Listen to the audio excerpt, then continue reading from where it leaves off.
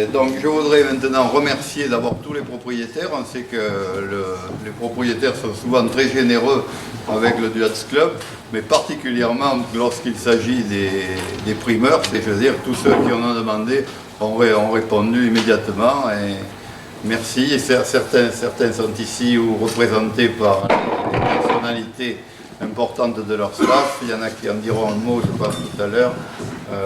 Je vais laisser Axel pour cette organisation.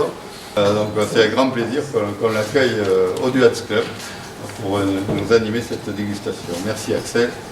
Ce soir, sur le millésime 2015, si vous voulez, c'est toujours un moment assez excitant de découvrir la naissance d'un nouveau millésime, ou plutôt son baptême, chose que on peut fréquenter il y a quelques mois pendant les dégustations primeurs du mois de mars et du mois d'avril.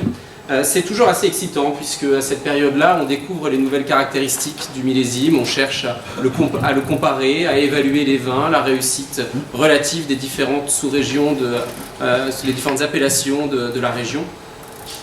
Et là, après c'est intéressant de les goûter à cette période-là, on va voir. Moi, je ne les ai pas regoûtés depuis le mois de mars, donc je vais les redécouvrir avec vous. J'imagine que la plupart d'entre vous, vous avez déjà goûté ces vins, ou du moins une partie. Mais on va essayer de retracer ensemble l'histoire de ce millésime, l'histoire climatique. Donc merci beaucoup aux propriétaires et aux propriétés qui ont accepté de nous porter des échantillons ce soir pour illustrer un petit peu ces propos. Lorsque Philippe m'a sollicité il y a quelques temps pour présenter cette dégustation, je trouvais intéressant de présenter deux appellations. Une appellation de la rive gauche, une appellation de la rive droite. 2015 est un grand millésime, on l'a entendu, on l'a lu, on s'y attendait. De façon générale,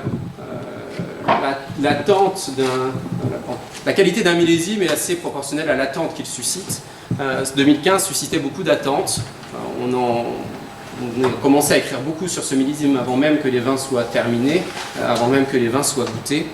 Donc on va avoir un aperçu de ce millésime. On peut dire qu'effectivement 2015 s'inscrit dans la lignée des grands millésimes, des très bons millésimes, avec, on va le voir, et ça justifie un petit peu l'organisation de la dégustation, des styles très différents.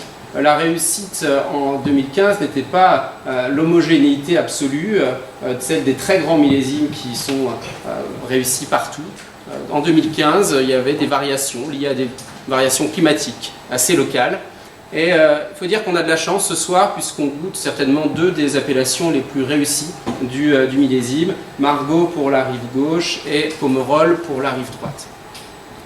Un élément que je n'ai pas précisé sur ce millésime, c'est que j'ai dit que c'était un très bon millésime au niveau qualitatif, mais au niveau quantitatif, c'est un millésime qui est tout à fait acceptable.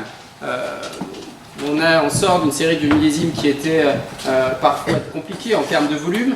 Et là, quelque part, la floraison qui s'est passée dans de bonnes conditions et l'absence d'accidents climatiques majeurs a permis d'avoir des rendements tout à fait confortables dans ce millésime. On n'est pas sur des rendements pléthoriques, mais il s'agit de rendements tout à fait confortables, variables là aussi, en fonction du niveau de dilatation, de dilution des raisins. Bien sûr, les endroits qui ont pris le plus de pluie ont tendance à avoir des volumes un petit peu, des rendements un petit peu supérieurs.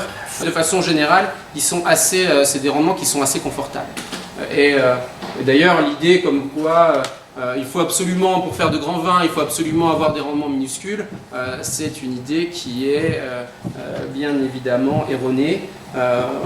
C'est pas parce qu'on a des petits rendements que l'on fait forcément des grands vins, et inversement, c'est pas on peut faire des grands vins tout en ayant des rendements confortables, voire davantage. On va retenir plusieurs choses de ce millésime. C'est d'une part au niveau de la couleur, une couleur intense, profonde. Vous voyez, tous les vins, il n'y a pas un vin qui a été défaillant au niveau de la couleur. Et même dans les vins d'endroits un petit peu moins d'appellations un peu moins réputées que celles-ci, quand elles n'ont pas pris des déluges de pluie, quand elles n'ont pas pris beaucoup d'eau, ben finalement les couleurs sont très présentes. Les couleurs ont été bien stabilisées.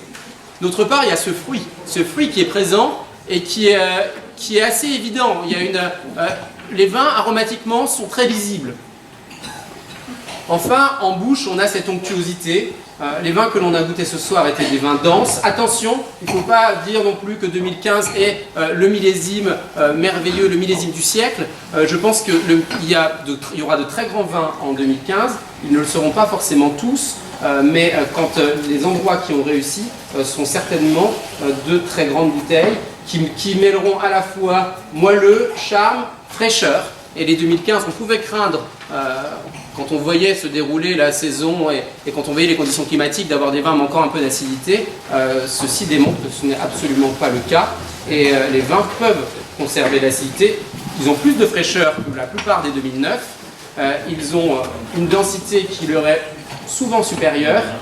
Et ce sont des vins qui, en tout cas dans les endroits les plus réussis, et tout laisse à penser que ces vins vieilliront avec grâce. Donc merci en tout cas aux propriétés de nous avoir permis de les goûter ce soir. Et merci à tous.